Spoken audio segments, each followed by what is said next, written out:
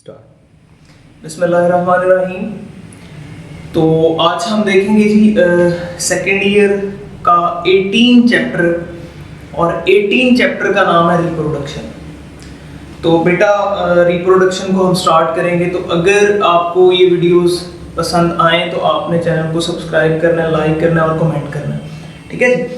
तो स्टार्ट करते हैं reproduction. What is reproduction? Basically reproduction का अगर आप लफ्जी मतलब देखें तो री का मतलब होता है दोबारा, री का मतलब होता है जी दोबारा, और प्रोडक्शन का मतलब होता है बनाना, यानी दोबारा बनाना अपने आप को, ठीक है जी, अपने आप को दोबारा बनाना।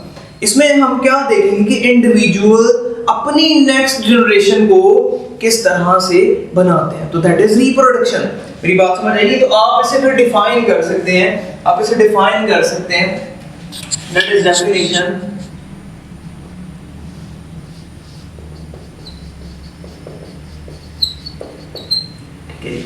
That is definition.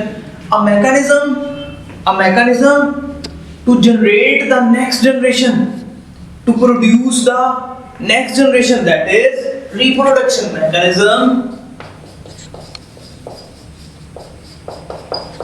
Mechanism to produce next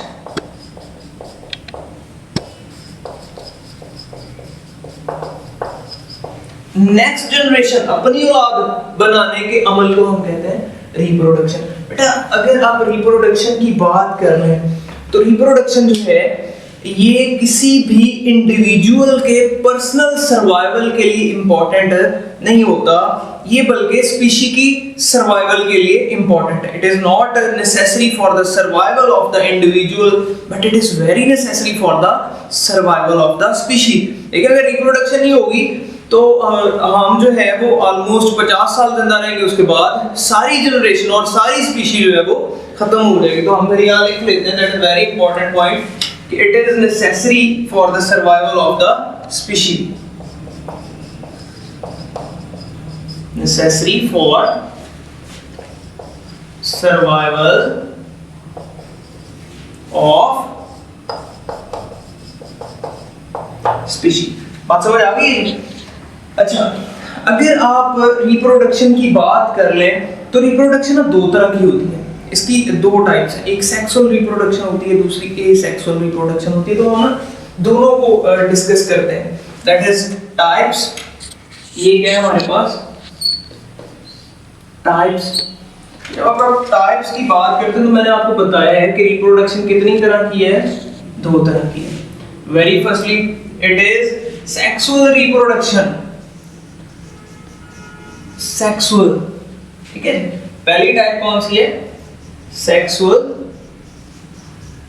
reproduction. और second type it is actually asexual type, ठीक है। और asexual reproduction, asexual.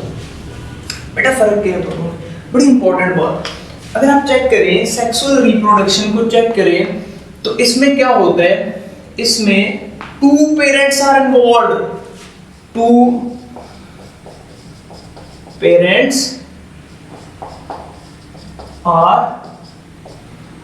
Involved,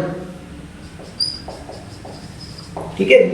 two parents की जब आप बात करते हैं तो उन टू पेरेंट्स में से एक पेरेंट होता है मेल, एक होता है मेल और दूसरा पेरेंट होता है फीमेल।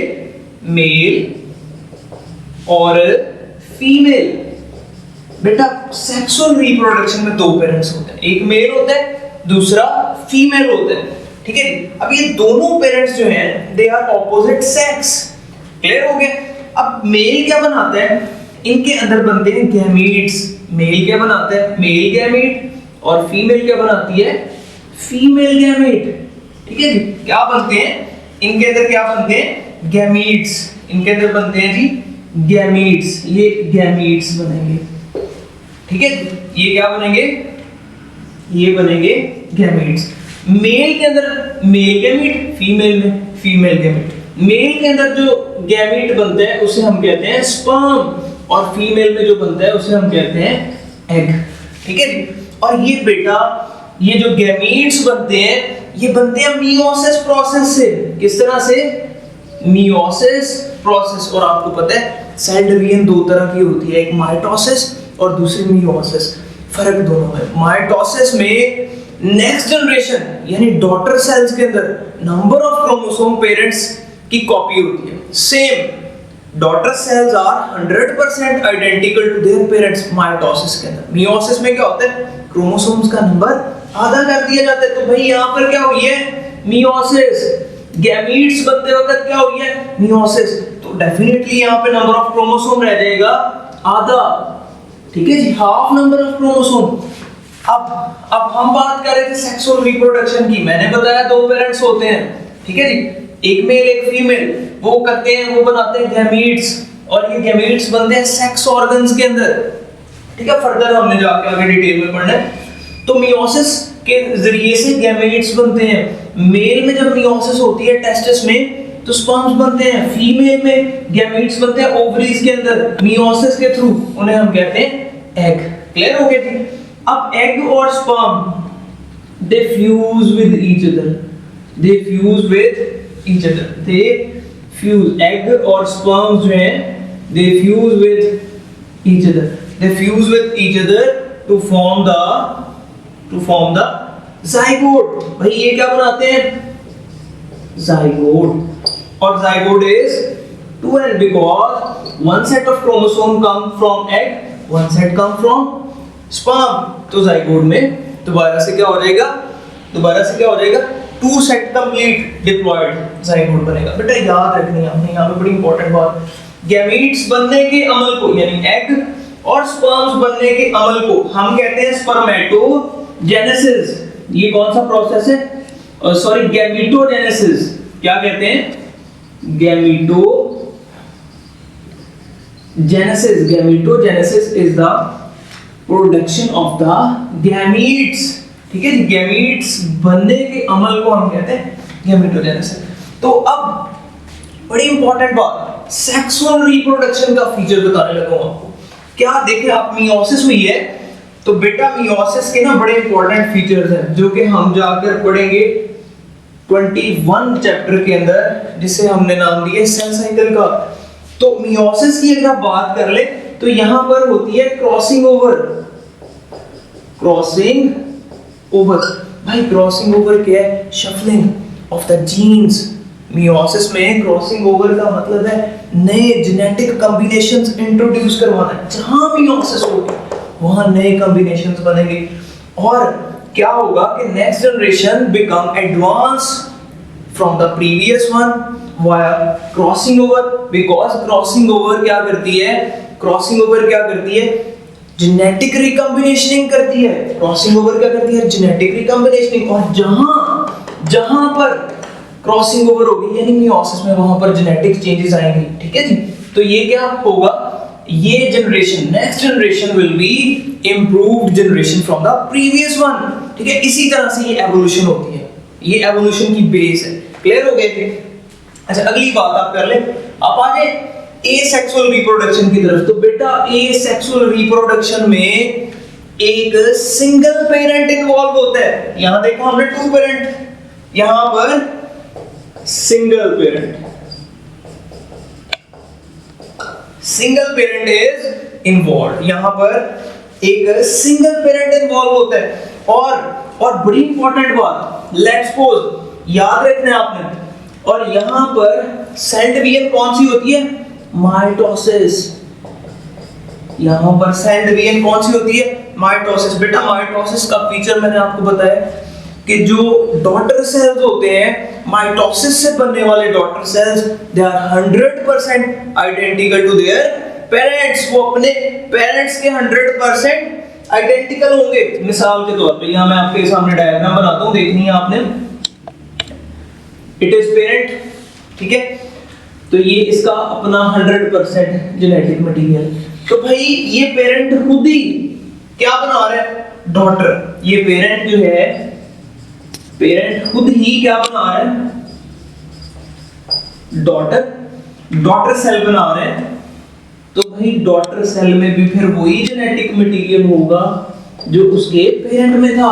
क्योंकि वो अकेला कंट्रीब्यूट कर रहा है, कोई और उसके साथ कंट्रीब्यूशन नहीं कर रहा, वो खुद ही कंट्रीब्यूट कर रहा है नेक्स्ट जनरेशन बनाने के लिए। तो नेक्स्ट जनरेशन फिर आइडेंटिकल होगी प्रीवियस जनरेशन के। Daughter cells are identical to the parent cells. मेरी बात समझ आ गई? अच्छा, यहां पर ना एसेक्सुअल रिप्रोडक्शन के कुछ एडवांटेज भी हैं, कुछ डिसएडवांटेज भी हैं, ठीक है। एडवांटेजेस देखते हैं आप। जब आप इसके एडवांटेजेस की बात करते हैं तो भाई इसमें ये एक कह लें कि इसकी जो स्पीड होती है ना सेक्सुअल रिप्रोडक्शन की निस्बत, वो थोड़ी फास्ट होती है। एसेक्सुअल की जो स्पीड है वो सेक्सुअल के निस्बत थोड़ी फास्ट होती है। मेरी बात समझ आई है? डिसएडवांटेजेस की अगर आप बात कर लें तो भाई डिसएडवांटेजेस इसके यही डिसएडवांटेजेस हैं कि जो नेक्स्ट जनरेशन है it is identical to parent, और नेक्स्ट जनरेशन सारी की सारी सेम होगी। तो इसका ड्रॉबैक क्या है? इसका ड्रॉबैक ये होगा कि अगर एक इंडिविजुअल को डिजीज लगती है तो भाई सबका जेनेटिक मटेरियल सेम है तो सबको लग जाएगी। That is drawback of asexual reproduction. It is the drawback of asexual reproduction. मेरी बात समझ आई? अब एसेक्सुअल रिप्रोडक्शन के मॉड्स हैं। एसेक्सुअल रिप्रोडक्शन की अगर आप बात कर लें, यहां पर एसेक्सुअल रिप्रोडक्शन के मॉड्स की बात कर लें तो एसेक्सुअल रिप्रोडक्शन के काफी सारे मॉड हैं, ठीक है। किस तरह से एसेक्सुअल रिप्रोडक्शन होती है, तो उसमें अगर आप बात करें तो हम स्टार्ट करते हैं बाइनरी फिशन, ठीक है जी। Binary fission, multiple fission, multiple fission,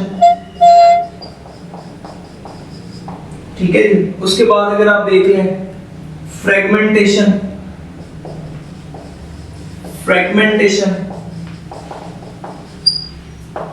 उसके बाद अगर आप देख लें पार्थेनोजेनेसिस,